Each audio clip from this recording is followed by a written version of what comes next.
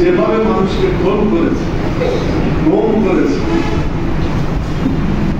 বিভিন্নভাবে হত্যা করেছে, মামলা মোকদ্দমাতে মানুষকে যেভাবে দিলে দিলেন, যুগের যুগ যুগ ধরে বলা যায় তাদের উপর অত্যাচার নির্যাতন চালিয়ে আসছে। এটা ইতিহাসের নিয়ম। আপনারা মুমের কথা কি আগে শুনেছিলেন? নেতৃত্ব দিবে কারা? যারা আল্লাহর প্রতি ইমান এনেছে, যারা নামাজি, যারা যাকাত আদায় করে, যারা মানুষের কল্যাণ করে, অন্যায় কাজ থেকে নিজে বিরত থাকে, অন্যায়কে সমাজ থেকে দূর করার চেষ্টা করে, আর আল্লাহ ছাড়া কাউকে ভয় করে না, লোককে দেওয়া উচিত। তো যারা এই মসজিদ মাদ্রাসা পর্যন্ত গেছে, অনেক বেনামাজি লোক মসজিদের কমিটির সভাপতি হয়েছে।